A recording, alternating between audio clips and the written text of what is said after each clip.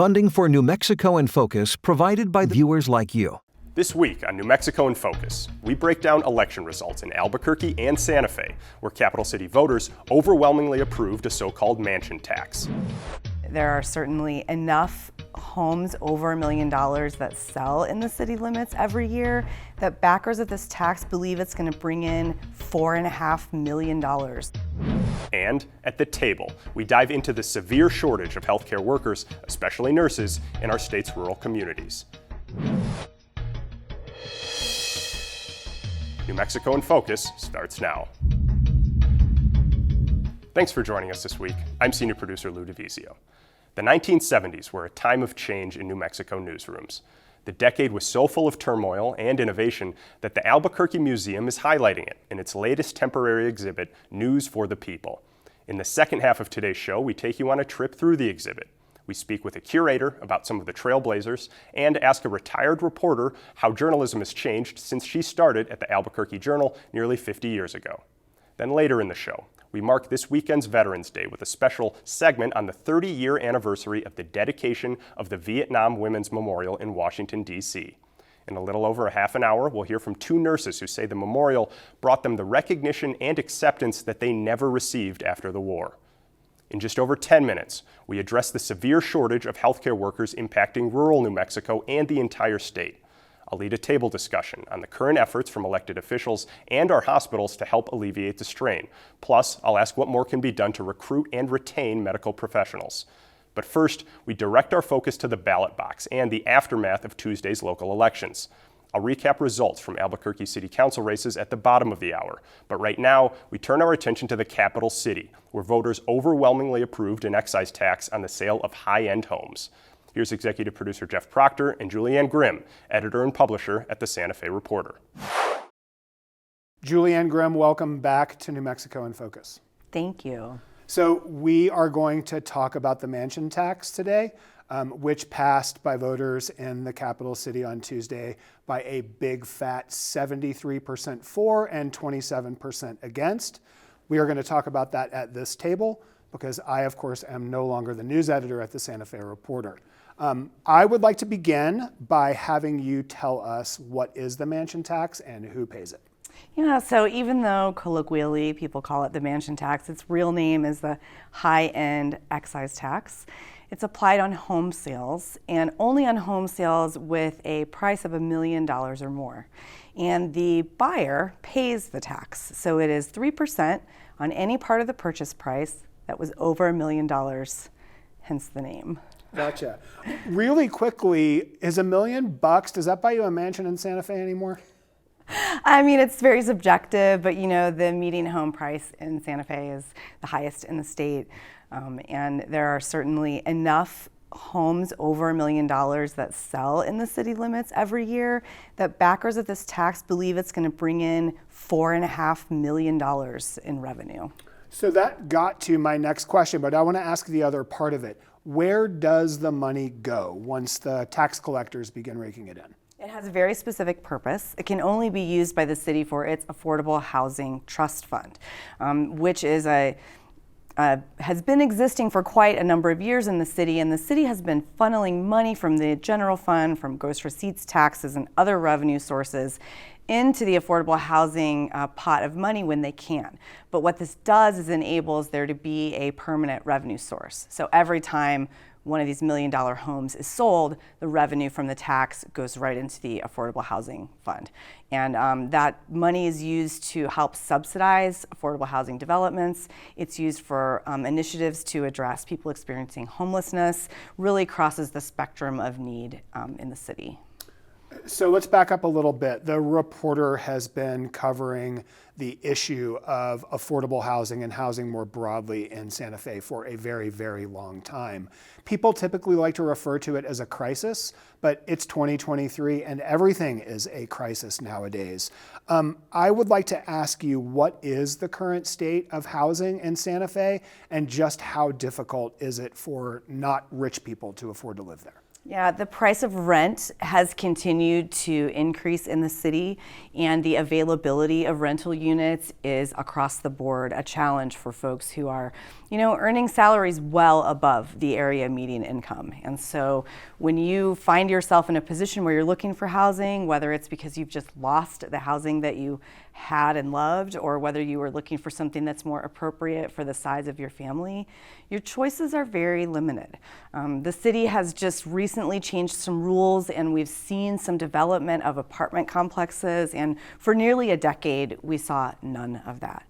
Then on the home ownership side, there's a real gap in what is available. So homes in the range between like $200,000 and $350,000 really don't exist in enough inventory on the market in Santa Fe for people to be able to say, move out of a small condominium and into a small house. You kind of get stuck where you are. And people report school teachers, police officers, healthcare workers, all of them are having challenge finding housing. And by people, you mean you and me reporting on those professions not being able to live in the city that they work and serve. So clearly there was a need identified for raising taxes in this fashion.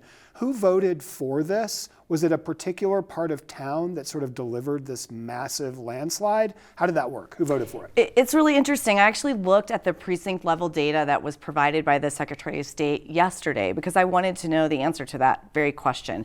There are 4 city council districts in Santa Fe, and all of them had passage rates above 70%. So the highest rate of passage was actually in District 4, which is kind of the South Central district, and that was 75% of voters who favored the tax. But the lowest percentage wasn't off very far. It was 71% of voters in the South Side district next door, District 3. On the north side, where most of the homes in this $1 million price range are located, both in Districts 1 and 2, you had 72% and some change. So you really saw broad support of this. And if you see a citywide initiative pass with that kind of a margin, it's because it's not just one sector of the city. It's not just people in one economic class. I remember sitting through the city council hearings when they were deciding whether to put this on the ballot. And you had people testifying who were developers of high-end homes saying, this is the cost of a refrigerator. Let's impose the tax. You had people who were just graduating from high school and couch surfing because they couldn't get a job that enabled them to get their very first place of their own. And so I feel like Santa Fe voters responded to all those concerns. And they responded in a way that they did not in 2009. Officials tried this back in 2009. What was different this time? For one thing, the threshold in 2009 was a bit lower. Of course, we've seen a lot of economic changes and inflation, and so I haven't done the math about what a $750,000 home in 2009's threshold, how that would compare to the $1 million home this year. Although I think it is notable that this threshold will increase with the consumer price index over time. But I do think that overall this is addressing, something that people feel has reached a dire level. Maybe in 2009 this crisis wasn't as apparent, or you didn't know as many people who were struggling to find housing, or maybe the messaging from the real estate lobby affected you in some way. But this time it really seemed that from really right out of the gate there was a lot of support. So let's pivot a bit, as we used to say when one of my cover story ideas would fall through. Santa Fe had a massive voter turnout during this election, north of 30%. That is 11% higher than it was in Albuquerque, 10% higher than statewide. Was it the mansion tax that did that, or was it something else? I think it was a combination of things. There was certainly a lot of folks who went to the polling place to vote for the tax who otherwise I don't think would have gone to vote. But you also have 4 city council seats that had contested races. In one seat in District 1, there were 4 candidates who were really out there. I consider it like this little army of folks talking about the housing tax, because every counselor who knocked on every door, whether they were for or against the housing tax, ended up talking to the potential voters about it. And again, most of the candidates did favor the tax. And so I think that probably helped. It was every dollar that was spent on promoting a candidate or on the issue kind of still spoke to the issue. You mentioned District 1, which to me is the most interesting of the 4 races that I was watching on election night. It really sort of came down to Gino Zamora and Alma Castro, with Castro sort of nipping him after a second round of ranked choice voting. She attributed part of her victory, at least, to the excise tax being on the ballot. What other factors do you think pushed her across the line? Well, that district has been redrawn. It's generally referred to as the North Side District in Santa Fe, but there was really a finger of the boundaries that dip, deep into sort of the central Santa Fe western core. And so Alma Castro's family owns a restaurant right on Cerrillos Road, and she's taken over ownership of that family. That's sort of her home base. But Alma lives in Agua Fria, down in that same area. And Gino, meanwhile, lives on the extreme north side in a, pretty ritzy, attorney level kind of neighborhood. And I think, voters noticed that, and that might have been a factor. They both, I think, really put a lot into that one-on-one contact that candidates say is so important. But you also saw some supporters of Alma that also have a high profile in District 1. Former Councilor Patty Boucher, one of the longest serving councilors in the Santa Fe City Council history. She was out there campaigning the last weekend of early voting for Alma Castro. When Patty resigned, she didn't resign, when she didn't run for re-election, she sort of tapped Renee Villarreal. She endorsed her. Renee then went on to serve a couple of terms on the council. Renee, in turn, endorsed Alma. Mm-hmm. And so you had both Councilor Villarreal and Councilor Boucher out there helping the woman who will now be Councilor Castro. We've got a little less than a minute, and the last question I want to ask is this. How do Alma's politics potentially impact the way the council works in the future, and what do they mean for Mayor Alan Weber's agenda? I think in this race you saw some candidates who really went out of their way to look like they were not on the mayor's team, and some candidates who clearly were, looking forward to trying to be strong allies of the mayor. Castro was definitely in the first camp. She's also the child of an immigrant. She speaks Spanish. She, as I mentioned, is really from a working service industry type of family business, and we currently don't have a person that checks those boxes on the council. So we'll all be watching to see how that plays out. Julianne, thank you for coming on the show this week, and thank you for continuing to steer the ship at The Reporter. It was an interesting time. We're coming out of the 60s where there's been a lot of social change nationally. And I think a lot of folks in New Mexico said, this is great, but it's not gone far enough. There's things like we talked to folks at the Black Beret movement from that time who are still activists today. A lot of the time, it's the alternative journalism that was made at that point that really stood out to us in terms of what do we want to display, what stories can we tell that maybe not everyone knew about. A look inside the Albuquerque Museum's exhibit, News for the People, Journalism in the 1970s, is coming up in about 15 minutes. Now to a problem we've covered before on the show, the state's shortage of medical professionals.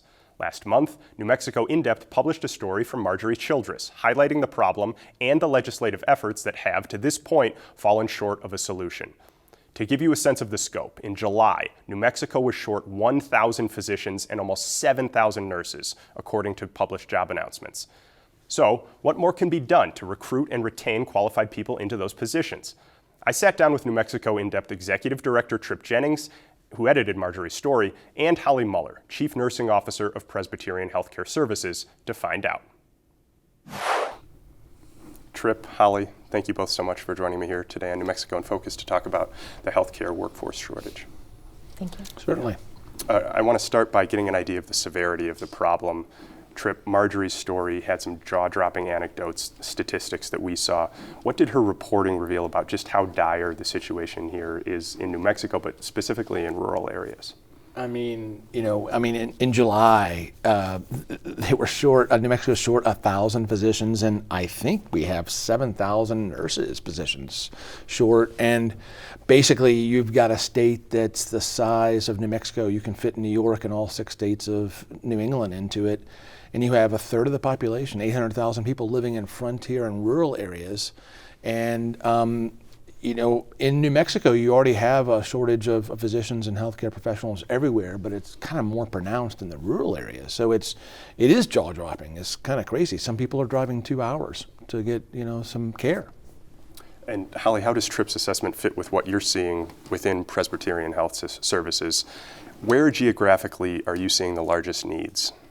I think I'm fully aligned with your perspective on this. And on top of that, New Mexico has an aging population. The population that's growing the fastest are individuals over 65 years old. So what does that mean to healthcare? It means that there's just increased complexity. There's already health disparities in New Mexico and some things that we need to shore up for access of care. But that aging population should be a red flag that we need to dig deeper and do more because of the complexities and the demands. How do the concerns from the rural patients differ from patients in Albuquerque and Santa Fe, where those shortages are still persisting? New Mexico is really about rural health care. Yes, we have exceptional hospitals in the Albuquerque area and can serve some of the most critical needs of our citizens in the state. But New Mexico is really about rural health care. That's where the majority of our citizens live, and it's where the most disparities are, and to Tripp's point, the most challenges. So I'm really looking forward to today's conversation as we try to identify the top solutions, because I really think this is, how do we move away from being in a crisis? How do we build on some of the stabilization that has started from some of the interventions in place? But really the macro goal is, how do we get to a place of sustainability? What does that vision look like where healthcare services and how we provide healthcare, that there's a reliable, sustainable model and approach for how we do that, from what our government does, what we do as leaders in healthcare organizations, and then how that directly supports our citizens and their care and supports our workforce, because they're the backbone and the engine about how to bring all of that to reality. Can I riff on something she said, basically, which was, the aging population, which is the care becomes, like you said, more complicated and more sustained, actually. It's like chronic stuff for patients and clients. But it also means that, like teachers, they're the aging population of healthcare workers. And so you're going to have a retirement boom. And so where are we going to find people to replace this generation of workers? That's a challenge, actually, in New Mexico. I just wanted to riff on that because that's a really important point as well. Yeah, these are signals that are popping up and with increasing intensity. So today's a timely conversation to figure out what we need to do next. Yeah. I want to talk about solutions, but I also want to talk about the impact so we get an idea of how this is actually impacting patients.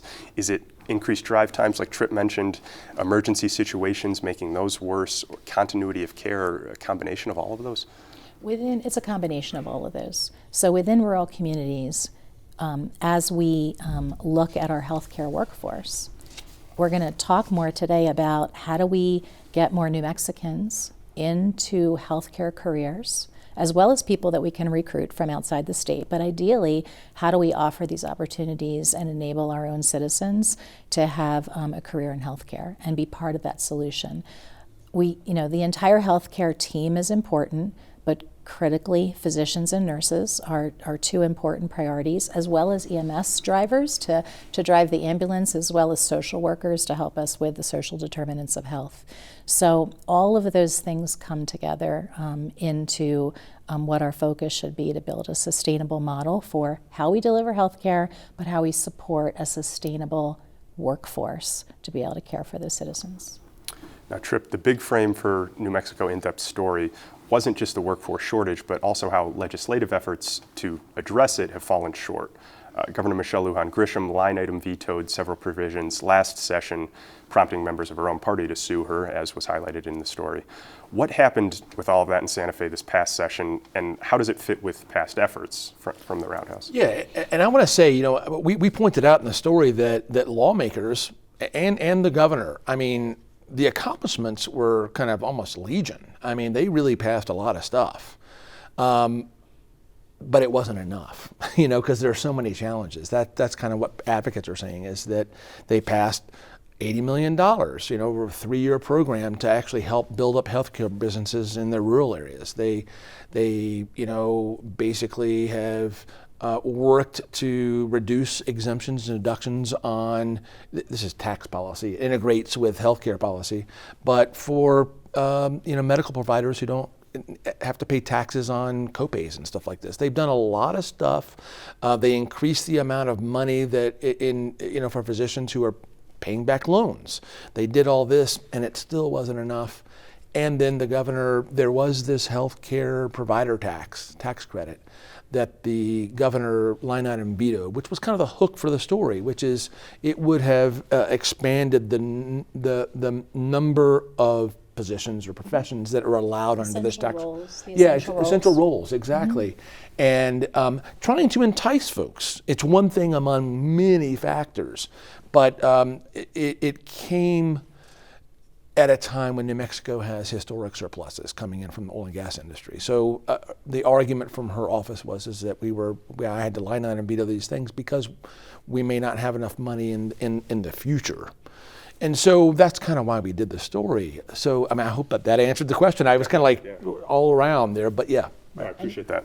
And you made me think about just how competitive are we as a state, because this healthcare crisis is national. The desire to have a sustainable workforce is a national concern.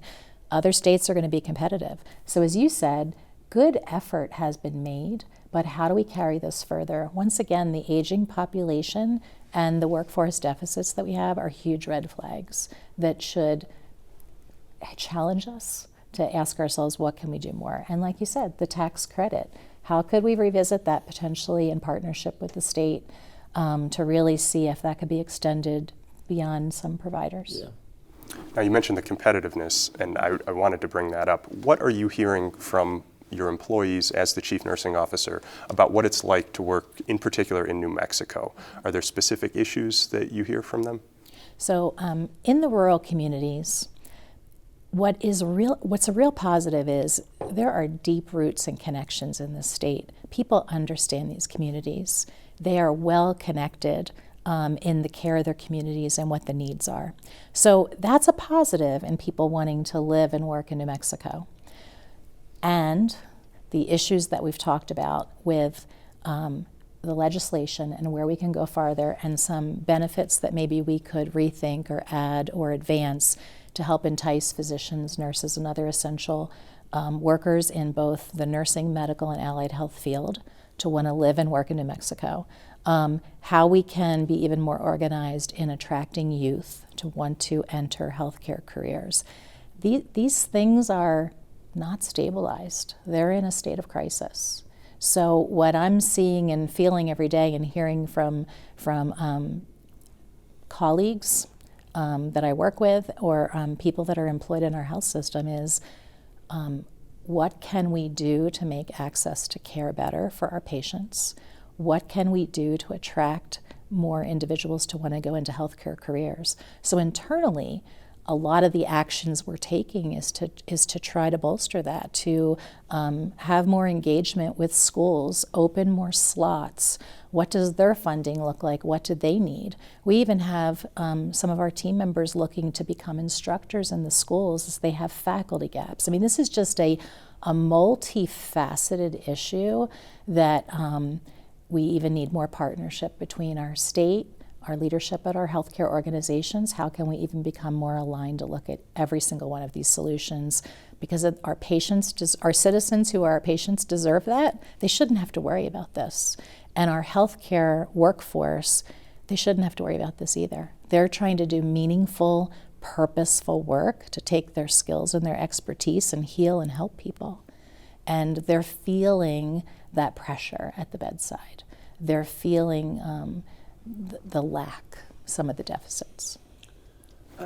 I mean, part of what we found was, and I think you were talking about this, which is like maybe partnering and instructing, getting some folks in there. I mean, there are only so many slots available in nursing schools here. And there's a demand. There's a huge debate. So up in Santa Fe, there's this conversation about how much do you increase funding to actually pay to help increase the pipeline of nurses and growing your own workforce, which is like what people are talking about. Because there's all these folks who need help in the rural areas. And Marjorie, interviewed somebody who is from a rural community. Well, two folks. But they're both from rural communities, and they're they came from rural communities. They're back there. There are people in these communities who can do the work, who can go to, university and whatnot and get nursing degrees and fill the pipeline. At one of our hospitals in Tucumcari, I want to say it's the Mesalands Community College, they were having some faculty deficits. So now we have some of our nurse leaders who are actually becoming faculty in that school to help support those programs, because that relationship is interdependent in keeping that community going and ensure that we can have people at the bedside to take care of our patients. I just got actually a message this morning. One of my other nurse leaders in the Espanola area is partnering with one of the local colleges for the same reason. So we really need to solve this issue together and be able to, yes, in healthcare organizations, support these solutions, be part of faculty and other things that we mentioned, and more, what else could we do together at the state level to open slots, help with tuition reimbursement or loan forgiveness or whatever the action is, to be able to make this a viable solution for people that want to care for our patients. Okay. Now, Trip, I wanted to get to that national context a little bit more from your perspective, and based on your and Marjorie's reporting, where does New Mexico fit in terms of the rest of the states? Are we competitive with neighboring states, just the general area? I mean, in some ways, Holly would be, I'll answer, but Holly probably knows more about this than I do. But I mean, let's take, Medicaid provider reimbursement rates. I mean, Arizona has higher reimbursement rates. Medicaid is the government health insurance program for low-income folks. Arizona has a higher reimbursement rate. That's just one thing. I think to Holly's point about being competitive, it is a national issue, but frankly, it's international. We're taking folks from other countries to actually help fill slots. So as far as competitiveness, I think every state out there is doing things. And we're right next to the second most populous state in the union, Texas, which has a lot of wealth, and they're going to be spending, they have a lot of wealth there. We're competing with some really tough competitors. That's my sense. Spot on. Yeah, okay. Thank you. Yep. I feel validated. Thank you. No, I appreciate you both. And I know we just scratched the surface on this. I hope to have you both in here in the future to talk about this problem, because I know it's unfortunately not going away in a heartbeat, but I appreciate you both. Thank you. Thank you.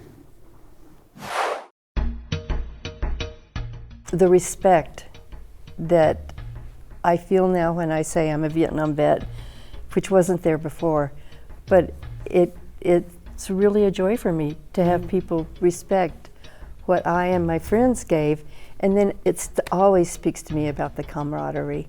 There's just nothing like the bond that happens with your fellow nurses and the corpsmen and the team that you have working there, and it's something that can't be really replaced here, but it's essential for survival. Social justice protests and political movements grabbed headlines throughout New Mexico in the 1970s, and a new exhibit by the Albuquerque Museum is highlighting the bylines of those stories. News for the People, Journalism in the 1970s, a temporary exhibit open now through March 3rd, showcases reporters' work during that era. It also shines a light on the way newsrooms began to change as more women joined the state's growing media landscape. In addition to its focus on the 70s, the exhibit includes news promos from the 80s and 90s, as well as behind-the-scenes photos of print and radio journalists that date back to the 1950s. In this special segment, brought to you by producer Antonio Sanchez and photojournalist Robert McDermott, we speak with curator Jonathan Wright and retired reporter Denise Tessier about those news-breaking days 50 years ago. About a year and a half ago, we were thinking about, this idea of what's happening right now in the news. We're coming up on a few 50-year anniversaries, which is always a good moment to sit and reflect and, what's changed in that time. A lot of the things that I think we thought about during the making of this show was the major things from that time. So, we look at the Vietnam War, what's been held on to since then, what stories are still to be told from that time locally and what was brought back. But then you also have things that haven't changed a lot. We've got items in this exhibition that focused on something like the Equal Rights Amendment and what were people doing here in the state to, challenge their, local congressmen, people who are in political power to say we need to see some change. Be persistent. This is the way the public finds out things, Mayor. Deliver it first. And again, 50 years later, maybe not much has changed in a lot of people's eyes. So I think bringing attention to the fact that while, the mediums of how people receive their news has changed a lot, in a certain way, the news itself hasn't changed all that much. Get this in, we gotta have it at 6 o'clock. There's a whole story in the 70s that can be really delved into, whether it's the ethics of what journalism meant and was at the time, whether it's the pioneers, the trailblazers, or even just the major, events. It's the time of the Vietnam War.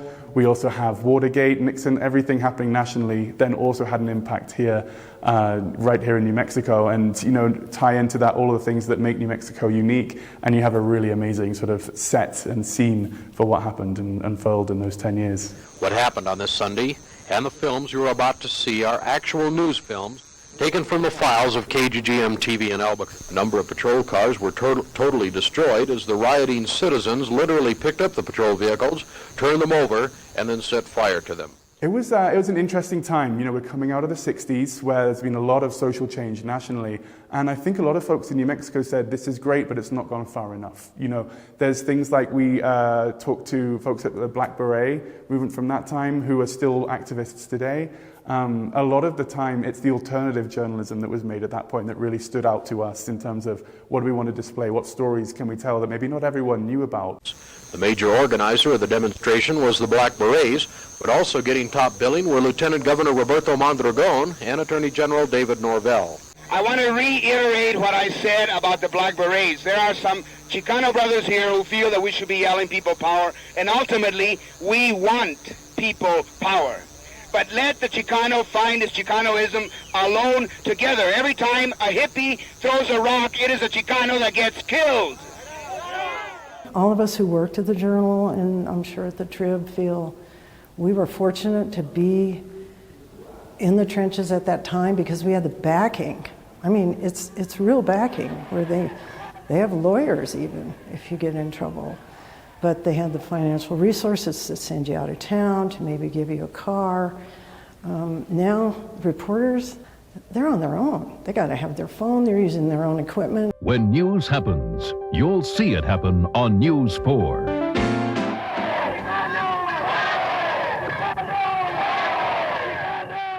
We also have trailblazers, like the first female general manager at KUAT, for example, Marilyn Roper, who became a force at that time. You also have Sharon Irish, who would then lead KUNM as well on the radio. So these voices didn't go away and became national figureheads, and they were right here in New Mexico. Because first you had to get the film back to the station and then We're process gonna it. have this film for 6. Sorry, man, you're too late. But now there's Eyewitness News Minicam. TV4's The museum put that Susan Landon and I are pioneers, and that kind of embarrassed me because I felt like the pioneers were Val Cooper of the Farmington Daily Times, who was the first woman editor in New Mexico. Frankie McCarty, the one who really got me my job at the Journal, was the first managing editor at the Albuquerque Journal and one of the first in the nation. But then I thought about it, and I think we were pioneers as part of a huge influx of women journalists. We were the first who were there when there were lots of women, and they weren't just in the society page. Good evening. First at 5:30 tonight, a tragic accident. The world hadn't quite adjusted yet to women being reporters. It could be an advantage where they would not take you seriously and maybe say things that they didn't think you'd run with. One time I was covering a federal court case, and the lawyer for the defense came up to me in the hallway during a break and said, "You should be home cooking for your husband." And this was in the court of H. Verl Payne, federal judge, and he actually had a sign outside the courtroom that said, "Women in pants will not be allowed in the court." You had to wear a dress.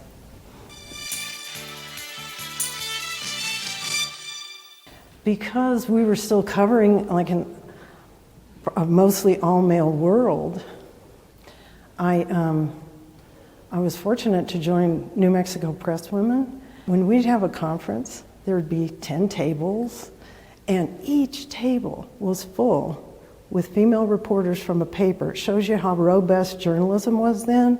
Los Alamos Monitor, Santa Fe New Mexican, Taos News, Hobbs News Sun, Deming Headlight, Silver City Daily Press. I mean, those are just some of the women. Not everyone was a press woman.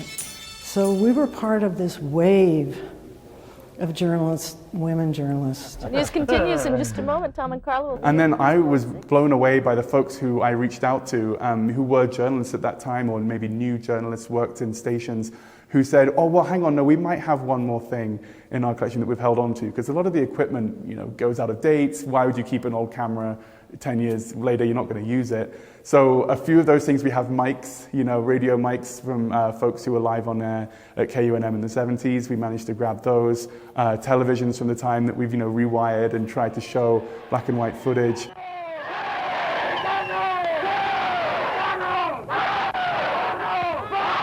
And then it's a couple of different groups too. New Mexico Press Women have been phenomenal throughout all of this process. From the start, I think I reached out just kind of maybe blindly hoping that they'd maybe have some books from the time or something. And no, they went 10 better and said, we've got folks who kept a hold of their notebooks, their grease pencils, and we can show you how journalism was at that time. Bill was punched in the face, breaking his eyeglasses. I was kicked, but I protected myself with a camera, and only the lens was damaged.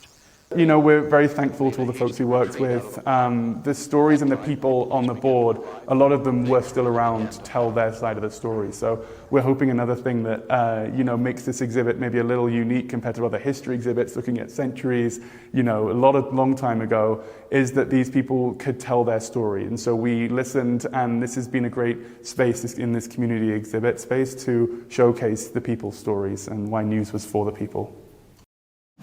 Thanks to producer Antonio Sanchez and photojournalist Robert McDermott for their work on that piece. This Saturday is Veterans Day, and as we pay our respects to everyone who served our country overseas and here at home, we look back 30 years to the dedication of the Vietnam Women's Memorial. Designed by sculptor Glenna Goodacre in 1993, the statue is the first monument to women to be installed on the National Mall in Washington, D.C. This week, in an interview from our Cultural Affairs team here at NMPBS, Faith Perez asks two nurses who served in Vietnam what the memorial meant to them then and now, 30 years later.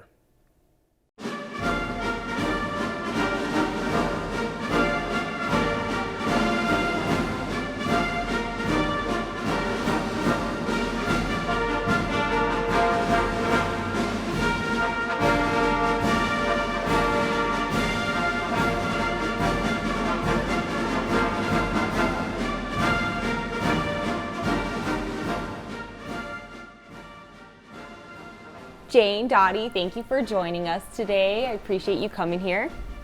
So it's the 30th anniversary of the Women's Memorial. What comes to mind? I see a beautiful fall day in Washington, D.C. on Veterans Day of 1993 when we unveiled the statue that Glenna had made. This huge, beautiful statue of three women, one holding a serviceman. And so I see the crowds and the women who have been waiting on this forever. And it was just a wonderful sight to unveil it and dedicate it. And Dottie, what comes to mind for you? Well, for myself and many of the nurses, we had kind of had to hide out for years because people weren't real receptive to us having been nurses, and so it was just something you didn't talk about at all. And that day was so special.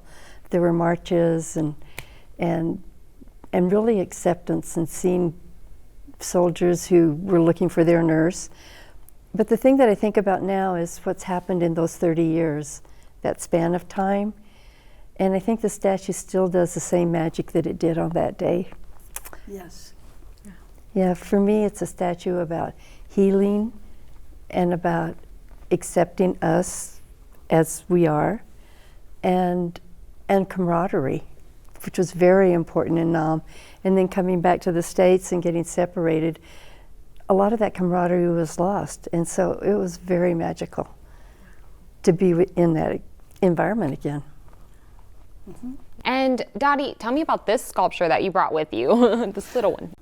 Well, I was really lucky because when Glenda Goodacre, she was a sculptress who lived in Santa Fe, got the commission, I called and asked if there was any chance I could come and just see it when she was working on it.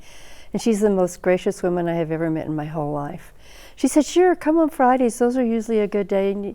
And so I would go frequently on Fridays and just sit there. And we didn't talk an awful lot, but she has the ability to just sense the emotions that were in me.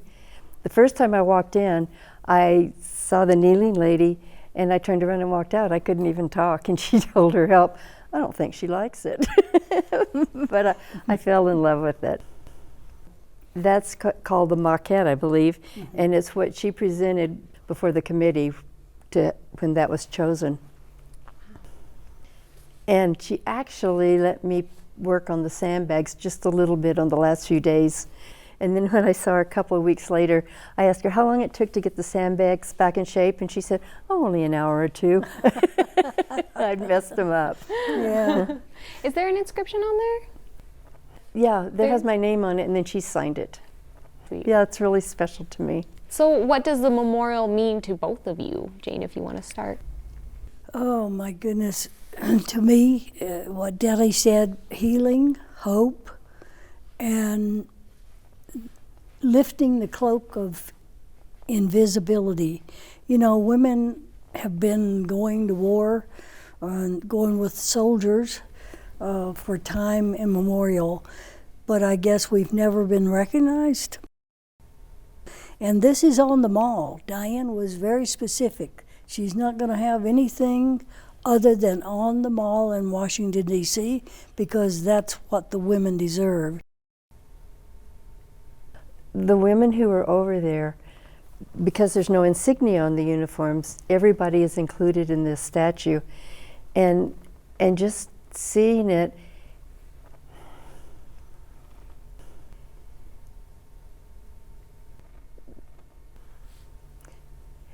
and the recognition, excuse me, still can't get over it. The fact that this country finally accepted us. It's the recognition of what was done over there, and that we were no longer outcast. Mm-hmm. We really were when we came back. Well, everybody was. You know, the soldiers, people didn't want to hear about Vietnam. They just closed us off and thought we were all baby killers. In fact, when we came back as nurses, and I'm sure you too, Dottie. Dottie was Air Force, I was Army. I was in Chu Lai, about 300 miles northeast of Saigon. She was in Cam Ranh Bay, which was down on the southern point. Midway. Midway. So what it really means to me is the healing that has happened for me. It's from the time that it was commissioned. And still today, whenever I think about the statue or I see it, the 23-year-old in me comes back, and I feel her pain. But because of the statue, I also feel the acceptance that the country has given to me, and I feel the respect that I feel now when I say I'm a Vietnam vet, which wasn't there before. But it's really a joy for me to have people respect what I and my friends gave, and then it always speaks to me about the camaraderie. There's just nothing like the bond that happens with your fellow nurses and the corpsmen and the team that you have working there, and it's something that can't be really replaced here, but it's essential for survival. Why is it important to have a memorial devoted to women? For so long, women were pushed in the background. What we did in Nam, we didn't have enough docs. So nurses had to do cut downs, they had to do tracheostomies, they had to do a lot of things that the doctors were used to doing. And so that transferred back to the United States, and nurses were able to do more back here. And I think in general it elevated the profession of nursing quite a lot. And I think it's also important because now so many women are going to war because they've changed the rules and they can fill a lot of different roles. And there's an acknowledgement that women do serve. I think society in general didn't want to think about sending women off to war. Okay for men, but not the women. So, yeah, and that has changed significantly. But as a group, there is none more dedicated to saving the soldier's life. And the hardest thing to do was to lose a soldier. Many of us came back, and I know I felt guilty all the time because of that one that I couldn't save, which was totally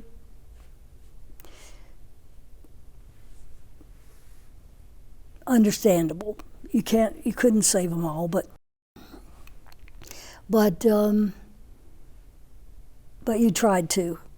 And I felt very guilty about the ones that I couldn't save.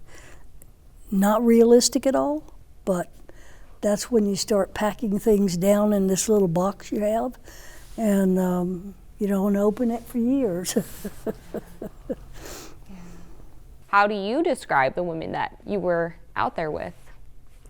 I think most of us were really young, but we felt old. Like I was 23, and I was probably almost to the top of the age group, right in there. But our patients were 18, 17, 20, and they looked up to us. And it was quite a role to have to fill. How important are those friendships, and what do you remember most about working together? I wouldn't have survived without them. Yeah, very true. And the thing you remember the most, you laughed a lot, just to overshadow all the carnage all around you. At first, I didn't understand that. You know, you're these people laughing, joking, but that's a way of coping to try to get to the next patient or go through the next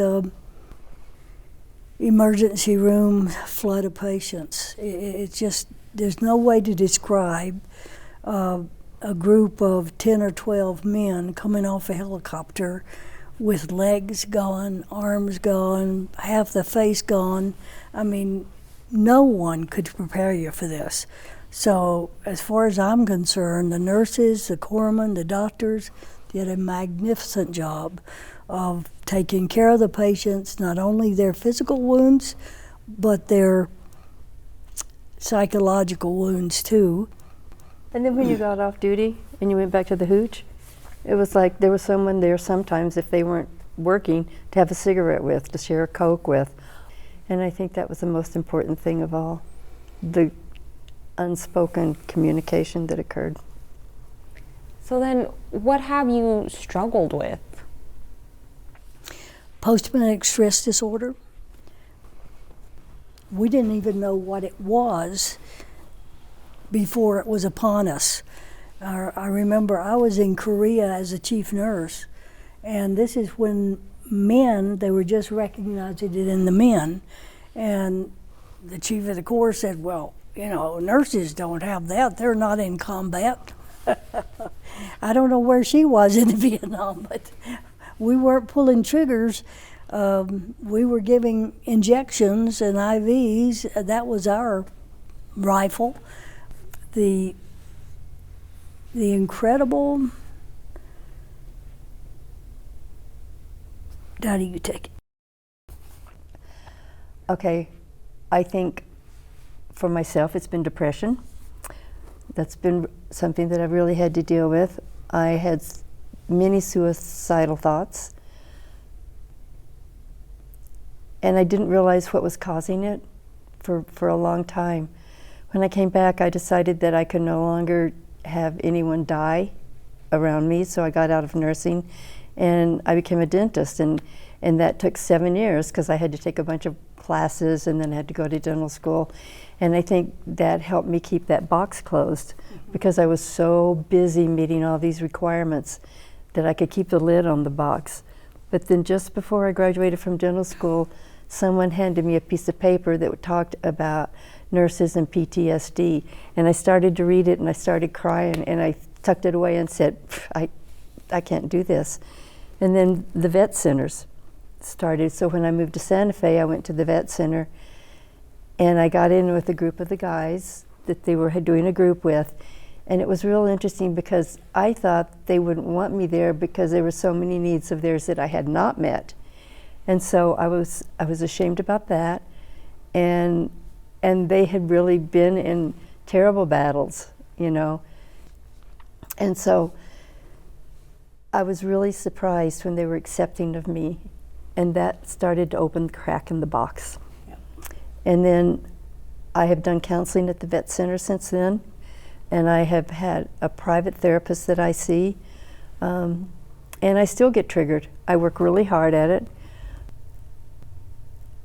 There have been many benefits that have come from that year that I served. Friendships that are beyond what you can imagine.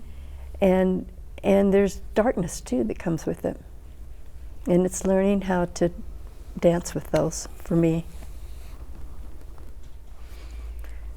Well, where are you 30 years later? Older and fatter. Yes. Wouldn't you say, Jane? Yes, that definitely. But I feel like I have a little bit more control over my life now. I still get depressed. I still, I'm still on medication. I still go to counseling. But at long last, I can sort of forgive myself for not saving that soldier that I couldn't save, And I feel like I can, I know I can help a lot of people. And I would say to any nurse, military, if you're ever in a traumatic situation and you come back with all those feelings and thoughts bottled up, the best way you can help yourself is by helping someone else. I've always felt that way. And so now I help the pets with this spay-neuter program that we have, and it's very beneficial for me. I am much better than I was even 10 years ago. That's amazing. I think. Yeah. Dottie might think differently. She's as ornery as she ever was. Well, what about you, Dottie? Where are you 30 years later? I think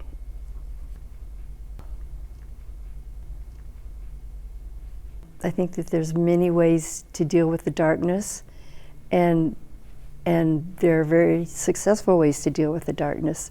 And just because it comes doesn't mean it'll stay. There's also joy, and there's great friendships, and there's wonderful things to do and eat, and life can be really good. So what still needs to be done to recognize women veterans? 50,000 more statues. No, I'm kidding. This was the first statue to a woman on our nation's mall. I didn't realize that till Diane called me and asked me if I would help, and she told me this fact, and I said, "You got to be kidding. There's men all over the place on their horses and rearing up, but not one of women." The closest one was in the Arlington National Cemetery. There's a nurse in the nurse's plot, and that's it. What did you learn and want to share with women veterans from different eras? Because that's actually kind of what the conversation we're having right now. I would want to share, you have to be the dream that you want to have. What is that? Be the change Gandhi. you want to see? Yeah. See? Be the change, Yeah. Be the change you want to see. And I would say, pinpoint that dream for yourself and do it. What about you, Dottie? What would you want to share? Find people and keep talking, because there is a connection there. You're not alone. You're just really not alone. And you're not the only one who's had the struggle. Camaraderie, right? Camaraderie. That's it. Jane and Dottie, thank you for being here. I really appreciate you coming and sharing this story with us. Thanks. Thank you.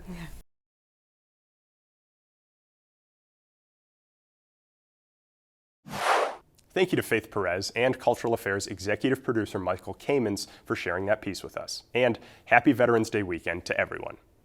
Finally tonight, an update on Tuesday's election results in Albuquerque. 4 of the city's 9 city council seats were up for vote this week. Voters chose 3 new faces in those contests, with the 4th going the incumbent's way by the narrowest of margins.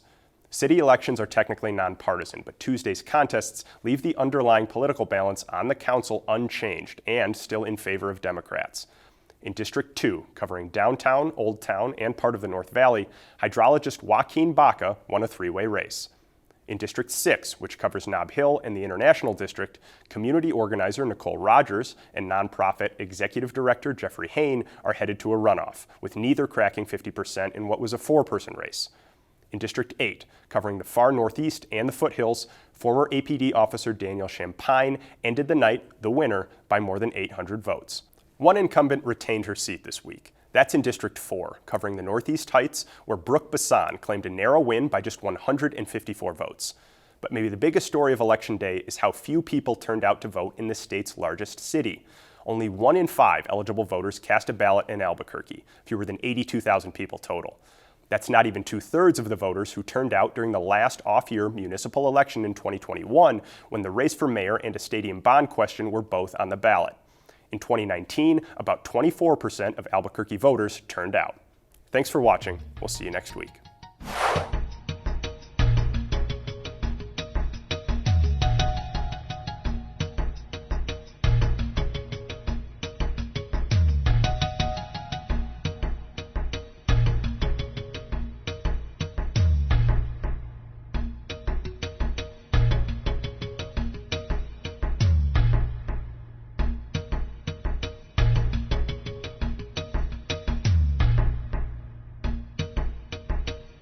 Funding for New Mexico in Focus provided by the viewers like you.